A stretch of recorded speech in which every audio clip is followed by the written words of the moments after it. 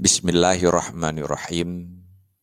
Sayyidina Hasan bin Ali bin Abi Thalib radhiyallahu anhuma menceritakan bahwa bila Amirul Mukminin Ali bin Abi Thalib berhadapan dengan persoalan yang berat, maka beliau akan mengasingkan diri dalam sebuah kamar.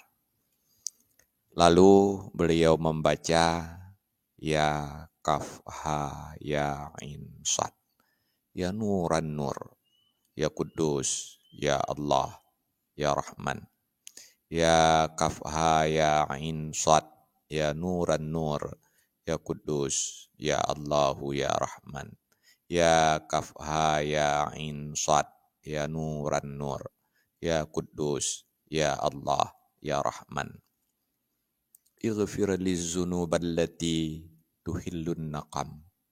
Ighfir lizzunuballati tahtikul isam. Waghfir lizzunuballati tunzilul bala. Waghfir lizzunuballati tahbisul kisam. Waghfir lizzunuballati tudilul a'da. Waghfir lizzunuballati taruddud du'a. Waghfir lizzunuballati tu'ajilul fana. Waghfir li dzunuballati takashiful ghita.